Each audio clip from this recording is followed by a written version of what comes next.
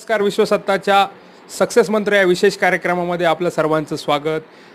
आज 21व्या शतकामध्ये काही विशिष्ट समाजामध्ये मुलींना शिक्षणामध्ये सुद्धा ही निर्बंध आहे. परंतु हा जो अपवाद एका ग्रामीण भागातील मुलीने डावलून आज राज्यसेवेचं, महाराष्ट्र राज्याचं जे सर्वोच्च पद आहे राज्यसेवेचं, उपजिल्हाधिकारी पद एका ग्रामीण भागातील मुलीने मिळवून ह्या निर्बंधाला एक अपवाद देण्याचं काम केलं आहे. आज आपल्यासोबत राज्यसेवेमध्ये राज्यात तिसरी येणारी विद्यार्थिनी वसीमा शेख आपल्यासोबत मनसोक्त गप्पा मारणार आहेत. त्याबद्दल त्यांच्याशी आपण जाणून घेणार आहोत. नमस्कार.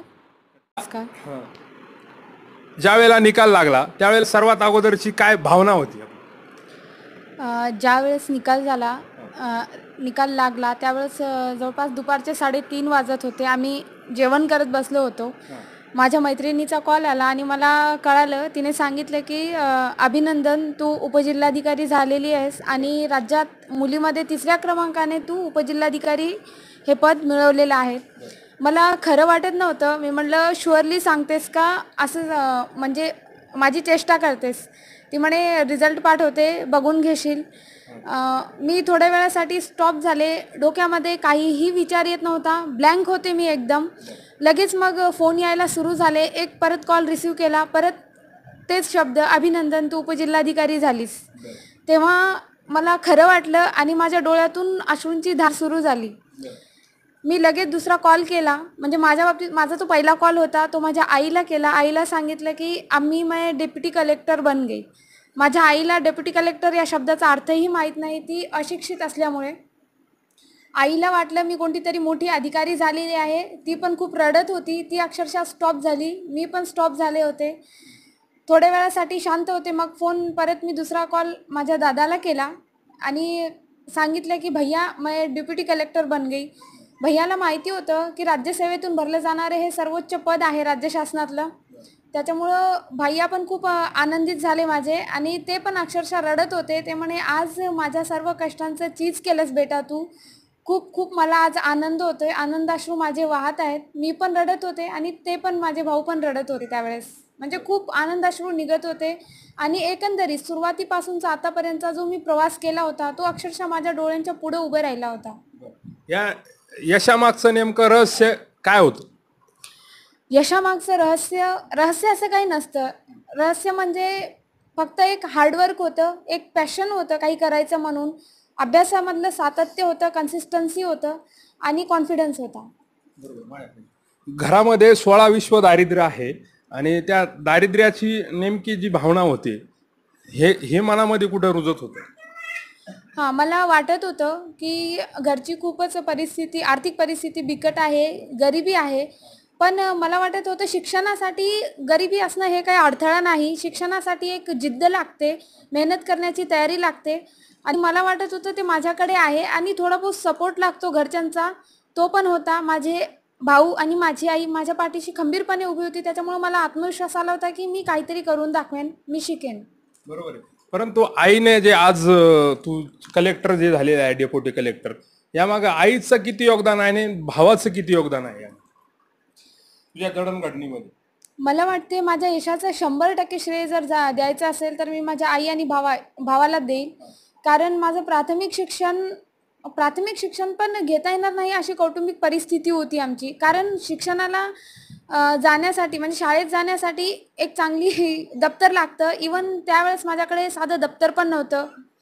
घरामध्ये लाईट पण नव्हती. रॉकेलच्या दिव्यावर मी 10वीपर्यंतचा अभ्यास केलेला आहे आणि तशा परिस्थितीमध्ये माझे वडील मनोरुग्ण असल्यामुळे ते काही काम नाही करायचे. नेहमी सतत आजारी असायचे. ते कौटुंबिक जबाबदारी आईवर होती. आईने सगळं आमच्या 6 भावंडांचं पालनपोषण केलं, संगोपन केलं.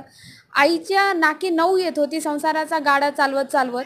तशा परिस्थितीमध्येही आईने आम्हाला शिकवलं. त्याच्यामुळं माझ्या यशाचा एक मोठा म्हणजे श्रेयाचा मोठा हिस्सा माझ्या आईला जातो. आणि माझं 10वी नंतरचं शिक्षण, ज्याच्यासाठी थोडंफार आर्थिक पाठबळ लागत होतं, त्याच्यासाठी माझा भाऊ स्वतःचं शिक्षण सोडून देऊन तो ऑटो रिक्षा चालवू लागला आणि त्याने माझ्या शिक्षणाला प्रोत्साहन दिलं, आर्थिक पाठबळ दिलं. त्याच्यामुळे निश्चितपणे माझ्या यशाचं श्रेय या दोघांनाच जाणार आहे. आजही ग्रामीण भागामध्ये मुलींना शिक्षणासाठी खूप मोठ्या समस्या निर्माण होतात. पायी त्यांना पालक दुसऱ्या गावामध्ये पाठवू शकत नाही. या समस्या तुझ्याही बाबतीत घडल्या होतात का? हो, ही समस्या मला पण जाणवली. आमच्या गावामध्ये जिल्हा परिषदेची इयत्ता 7वी पर्यंत शाळा आहे. त्या शाळेमध्ये मी 7वी पर्यंत शिकले. 8वी, 9वी, 10वी गावातच एक संस्था आहे, बाळ ब्रह्मचारी वैरागी महाराज माध्यमिक विद्यालय म्हणून. मी 10वी पर्यंत शिक्षण पूर्ण केलं. गावामध्ये आमच्या कॉलेज नव्हतं. गावापासून जवळपास 6 किलोमीटरवरती होतं आणि तो पण रस्ता मला पायी काढावा लागत होता, म्हणजे चालत जावं लागत होतं. सोबत मुली पण नव्हत्या. जस्ट आम्ही दोघी मुली होतो. आणि 11वीच्या जेव्हा एक्झाम झाल्या, वार्षिक परीक्षा झाल्यानंतर त्या माझ्या मैत्रिणींचं पण लग्न झालं आणि मी एकटी पडले. माझ्यासोबत यायला कोणी नव्हतं. माझे पालक मला शिकवायला तयार होते, पण लोकांचा त्यावेळेस विरोध होत होता की एकट्या मुलीला कशाला पाठवायचं, 6 किलोमीटरचा पायी प्रवास, त्यात ही मुलगी, आणि शिकून काय मोठे दिवे लावणार, ही शिकून काहीला सरकारी जॉब काही लागणार नाही, उगाच आटापिटा कशाला करायचा. असे असंख्य प्रश्न लोक उपस्थित करत होते. घरच्यांना पण डिमोटिवेट करत होते. मला पण डिमोटिवेट करायचा त्यांनी प्रयत्न केला. या सर्व गोष्टींना कंटाळून माझ्यापेक्षा जो माझा मोठा भाऊ आहे इम्रान शेख, याने माझी जी TC होती ती 11वीच्या म्हणजे उस्मानगरच्या कॉलेजमधून काढून कंधार येथील प्रियदर्शनी गर्ल्स कॉलेजमध्ये मला ॲडमिशन घेऊन दिली आणि मी तिथून माझी 12वी उत्तीर्ण केली. आणि आजही मुस्लिम समाजामध्ये मुलींना बऱ्याच प्रमाणामध्ये शिक्षणामध्ये असेल किंवा इतरही समाजात वावरताना निर्बंध आहे. या मुस्लिम समाजाला किंवा त्या मुलींना काय तू संदेश देशील? या अडचणी काय काय आल्या तुला समाजामध्ये वावरत असताना? सर्वांना मी ते सांगू इच्छिते की 2005चा जो सच्चर समितीचा अहवाल होता तो रिपोर्ट पाहण्याजोगा होता. त्याच्यामध्ये सांगितलेले आवर्जून की अनुसूचित जाती जमातीपेक्षाही मुस्लिम समाजामध्ये शिक्षणाचं प्रमाण खूप कमी आहे आणि विचारसरणी मागास असण्यामागे ते एक महत्त्वाचं कारण आहे की शिक्षणाचं प्रमाण खूप कमी आहे. आणि त्याचा कुठेतरी फटका जो मागास वर्ग आहे, म्हणजे मागासामधला मागास, वंचित म्हणजे कोण तर महिला घटक, जो पिढीपासून ज्याच्यावर अन्याय होत आलेला आहे. आमच्या समाजामध्ये आजही स्त्रियांवर असंख्य बंधने आहेत. पडदा पद्धती आहे. मुलगी बुरखा घालून पण जाऊ शकते कॉलेजमध्ये, शिकू शकते, मेरिट करू शकते, पण घराच्या बाहेरच काढायला म्हणजे लोकांचा विरोध असतो. माझ्या बाबतीत पण तसं घडलं होतं. 12वी नंतर माझ्या शिक्षणाला खूप मोठ्या प्रमाणात विरोध होत होता. गावामध्ये राहणं तर मला जवळपास अशक्य झालं होतं. खूप लोक म्हणजे खूप विचित्र बोलायचे. मला तर बोलायचेच, पण माझ्या आईवडिलांना, माझ्या भावाला पण टोमणे मारायचे की तुम्हाला हे शोभतं का? मुलगी किती दिवस शिकवणार, किती दिवस ठेवणार, लग्न का नाही करत? मग मी हे फार या गोष्टीतून कंटाळले होते आणि माझं शिक्षण मी सुरूच ठेवलं. मी यशवंतराव चव्हाण महाराष्ट्र मुक्त विद्यापीठातून BAला ॲडमिशन घेतली 12वी नंतर. 2015मध्ये मी निश्चय केला की स्पर्धा परीक्षेची तयारी करायची आणि एखादं प्रशासकीय पद चांगलं मिळवायचं. तर त्यावेळेस मुद्दा हा होता की प्रायव्हेट कोचिंगचा वगैरे काही विषय नव्हता, कारण मला माहिती होतं की सेल्फ स्टडीच्या जोरावर आपण हे परीक्षा पास होऊ शकतो. पण त्याच्यासाठी पण लायब्ररी अभ्यासिकेत जाणं असणे, पुस्तकं घेणे, तिथं अभ्यास करत बसणे. आमच्या समाजातील लोकांना हे पण आवडत नव्हतं की मी लायब्ररीमध्ये जाऊन 12-12 तास किंवा 15 तास अभ्यास करते, सकाळी लवकर जाते किंवा संध्याकाळी उशिरा येते. त्याच्यामुळं मला नांदेडमध्ये पण राहता आलं नाही. मग माझ्या भावाने निर्णय घेतला की तुला MPSC करायचं, तर मग ठीक आहे, आपण पुण्याला जाऊ. मग पुण्याला गेल्यानंतर सगळ्यात मोठा प्रश्न हा होता की आर्थिक समस्या खूप मोठी होती, कारण आर्थिक पाठबळ घरून तर काहीच नव्हतं. भैया ऑटो रिक्षा चालवत होता, त्याने आमचा पूर्ण खर्च पूर्ण केला. मी 2016ला पुण्यात गेले आणि 2018च्या मेपर्यंत तिथे राहिले. 2018च्या मेमध्ये माझा MPSC मार्फतच घेण्यात येणारा जो परीक्षा असतात, राज्यकर निरीक्षक अर्थात सेल्स टॅक्स इन्स्पेक्टर, या पदासाठी माझं सिलेक्शन झालं. ती परीक्षा मी उत्तीर्ण झाले आणि नंतर जे ते मी ते जॉईन पण केलं आणि तिथून पुढे परत मोठं प्रशासकीय पद हवं होतं.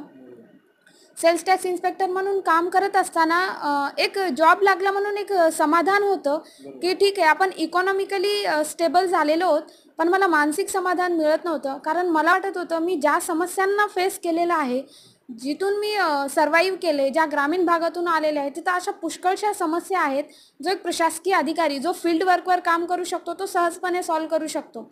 आणि मला वाटत होतं की माझ्यामध्ये ती कॅपेबिलिटी आहे, मी करू शकते, माझ्याने होऊ शकतं आणि आपण मोठ्या पदांसाठी पण विचार करायला पाहिजे, अभ्यास करायला पाहिजे. बरोबर. एकंदरीत आज जे विशिष्ट समाजामध्ये धार्मिक शिक्षणाचं फार महत्त्व वाढलेलं आहे, खास करून मुस्लिम समाजामध्ये. मुस्लिम समाजाचा जो तरुण असेल, तरुणी असेल, त्यांना धार्मिक शिक्षणाकडे जास्त कल जात असतो. हे नेमकं योग्य आहे की अयोग्य आहे, हे काय वाटतंय तुला? मी धार्मिक शिक्षण अयोग्य असं बिलकुल म्हणणार नाही, कारण धर्म हा आपल्या जीवनाचा एक अविभाज्य भाग आहे. धर्म ही आपली जीवनशैली आहे. त्याच्यामुळं मला वाटतं धार्मिक शिक्षणाला विरोध करायला नकोय, पण धार्मिक शिक्षण वेगळं आहे आणि व्यावसायिक शिक्षण असेल, स्किल एज्युकेशन असेल किंवा मग आपलं जे रेग्युलर एज्युकेशन असतं, अर्थात आपण त्याला मॉडर्न एज्युकेशन म्हणतो, त्याच्याकडे इग्नोर करायला नकोय. धार्मिक शिक्षण द्या, पण सर्वस्वी धार्मिक शिक्षण नकोय. जेवढं गरजेचं आहे तेवढं द्या. बाकी एक चांगलं व्यक्तिमत्व घडण्यासाठी किंवा एक स्वतःच्या पायावर तो व्यक्ती उभा राहील एवढं त्याला मॉडर्न शिक्षण देणं गरजेचं आहे. एकंदरीत जे उपजिल्हा अधिकारी पदाचं तू म्हणजे पद ते मिळवलेलं आहे, नेमके उपजिल्हा अधिकारी पदच का तू मिळवलं, नेमकं दुसरं का नको? सर, मला वाटत होतं की राज्यसेवेतून भरलं जाणारं महाराष्ट्र शासनाच्या सेवेतलं हे सर्वोच्च पद आहे. गवसणी घालायची तर याच पदाला. आणि पूर्वीपासूनच जेव्हा MPSCचा अभ्यास मी सुरू केला होता, तेव्हा माझं एक मर्यादित उद्दिष्ट हे होतं की प्रथमतः जे ते एक शासकीय नोकरी मिळवायची, जेणेकरून कुटुंबाला पण आर्थिक पाठबळ लाभेल आणि मी माझं पुढचं शिक्षण पण चालू ठेवू शकते. पण गोल मात्र माझं डेप्युटी कलेक्टर हेच होतं. त्याच्यामुळे जॉब लागून पण मी अभ्यास सुरू ठेवला. सगळ्यात महत्त्वाचं कारण हे की हे डेप्युटी कलेक्टर अर्थात उपजिल्हाधिकारी पद हे महसूल प्रशासनातलं पद आहे आणि विविध विभाग म्हणजे गव्हर्नमेंटचे जे डिपार्टमेंट असतात त्यात या पदाचं कोऑर्डिनेशन असतं. म्हणजे खूप हे जनरलाइज पद आहे. लोकांशी वारंवार संपर्क येतो, लोकांमध्ये जाऊन आपण काम करू शकतो, लोकांच्या समस्या जवळून पाहू शकतो, त्या सॉल्व्ह करण्यासाठी प्रयत्न करू शकतो. आणि मला वाटतं गव्हर्नमेंटच्या ज्या वेगवेगळ्या स्कीम आहेत, शासनाकडे खूप सारे रिसोर्सेस आहेत, संसाधन आहेत, म्हणजे जे फक्त लोकांसाठीच आहेत आणि लोकांपर्यंत ते पोहोचण्यासाठी एक प्रशासकीय अधिकारी एक मेडिएटर किंवा मध्यस्थाचं काम करतो. आणि मला वाटतं हेच मध्यस्थ म्हणून मी चांगल्या प्रकारे काम करू शकते असं वाटत होतं. म्हणून मला वाटलं की मला डेप्युटी कलेक्टरच व्हायला पाहिजे. बरोबर. आजच्या ज्या काय तरुणी आहेत, मुली आहेत समाजामध्ये, त्यांना काय नेमका काय संदेश देणार? मी सर्व मुलींना हे सांगते की आपण कोणत्याही क्षेत्रात कमी नाही आहोत मुलापेक्षा. त्याच्यामुळं पहिल्यांदा तर आपल्यामध्ये ही भावनाच नको की आपण कुठेतरी मुली आहोत, कमी आहोत किंवा आपल्याने जमणार नाही. हा मुद्दाच येत नाही. निसर्गतः स्त्री आणि पुरुष दोघेही समान असतात. आत्मविश्वास असायला पाहिजे, प्रयत्न करायला पाहिजे. प्रत्येक गोष्ट आयुष्यात जी हवी ती मिळू शकते. त्याच्यासाठी खूप मेहनत, कठोर परिश्रम घ्यावे लागतात. ते पण योग्य दिशेने, योग्य मार्ग असला पाहिजे. कारण चुकीच्या दिशेने केलेले प्रयत्न म्हणजे आपल्याला जे पाहिजे तिथपर्यंत नेत नाहीत. आपल्या आईवडिलांचा जो विश्वास आहे तो कायम ठेवून आपण प्रयत्न करायला पाहिजेत. आणि मला वाटते आपले खूप सारे प्रॉब्लेम्स असतात. माझ्या बाबतीत जे प्रॉब्लेम्स होते त्याच्यापेक्षाही खूप जास्त. आज जे शिक्षणाचं जे बाजारीकरण झालेलं दिसतंय, आज प्रत्येक क्षेत्रामध्ये क्लासेस असेल, क्लासेसच्या जोरावर आपण पद मिळू शकतो की सेल्फ स्टडीच्या जोरावर आपण पद मिळू शकतो, याबद्दल काय सांग? मला वाटते जेव्हा आपण स्पर्धा परीक्षेची तयारी करतो तर तेव्हा सुरुवातीला खूप गोंधळलेली मनस्थिती असते. पूर्वपरीक्षा काय, मुख्य परीक्षा काय किंवा मुलाखत काय, हे परीक्षेचे 3 टप्पे. प्रत्येक टप्प्यावर वेगवेगळी करावी लागणारी तयारी, वेगवेगळे विषय आणि प्रत्येक विषयासाठी मार्केटमध्ये पुष्कळ पुस्तकं आहेत. त्याच्यामुळे नेमकी कोणती वाचायची याबाबतीत विद्यार्थ्यामध्ये खूप संभ्रम असतो, माहिती नसते. त्याच्यामुळे खूप जणांना असं वाटतं की क्लास जॉईन केला, एखादा कोचिंग क्लासमध्ये आपण जॉईन केलं की सगळं होतं, तिथं सगळं करून घेतलं जातं. पण मला वाटतं हे एक गैरसमज आहे. कारण प्रत्यक्षात असं काही नसतं. कारण की तुम्हाला ठीक आहे एक मार्गदर्शक लागतो या क्षेत्रामध्ये, कुणीतरी दिशा दाखवणारा पाहिजे. मग तो प्रायव्हेट कोचिंग क्लास असेल किंवा मग एखादा पोस्ट होल्डर व्यक्ती असेल किंवा तुमच्या घरातला एखादा व्यक्ती असू शकतो किंवा मित्रपरिवारामध्ये कुणी एक मार्गदर्शक तर आवश्यकच आहे. पण मी असं नाही म्हणत की कंपल्सरी क्लास केलाच पाहिजे. ही परीक्षा अशी आहे की तुमचं स्वअध्ययन म्हणजे सेल्फ स्टडी खूप महत्त्वाचा आहे. जर तुमचा सेल्फ स्टडी चांगला असेल, कॉन्फिडन्स चांगला असेल तर मला वाटते तुम्ही ही परीक्षा पास होऊ शकता. स्वअध्ययनाला, हार्डवर्कला इथे पर्यायच नाही आहे.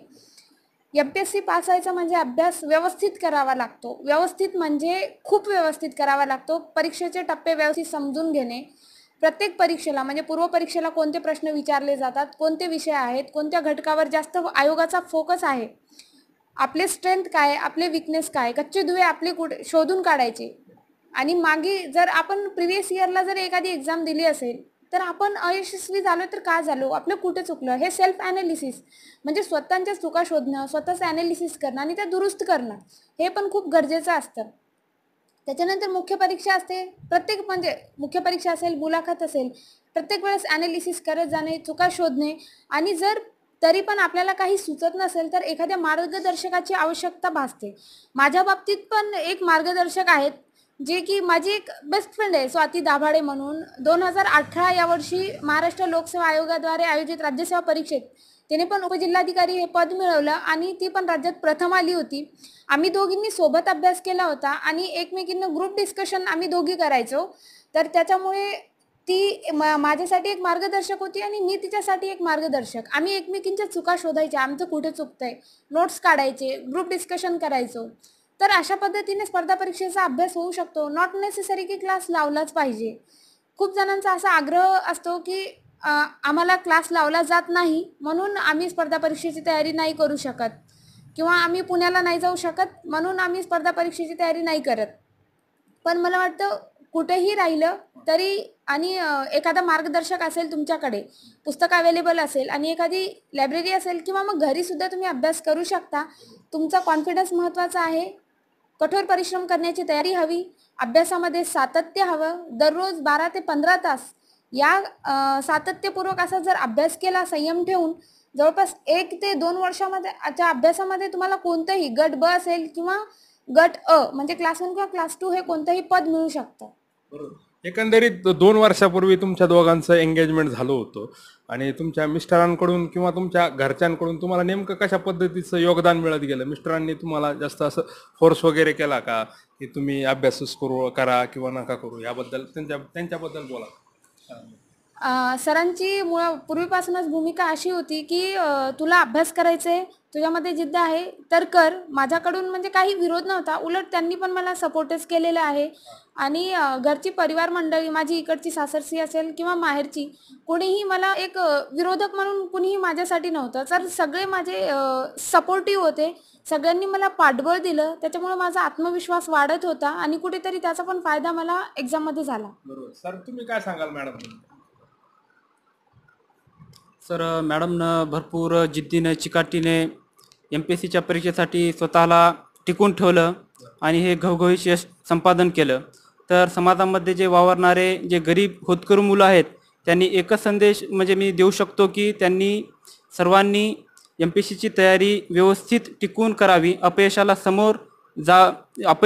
येतं आपल्याला, पण त्या अपयशाला समोर जाऊन यशाचा पाठलाग करावा एवढं सांगू इच्छितो मी. धन्यवाद मॅडम, तुम्ही आम्हाला वेळ दिला आणि तुमच्या पुढील वाटचालीसाठी खूप खूप शुभेच्छा. धन्यवाद.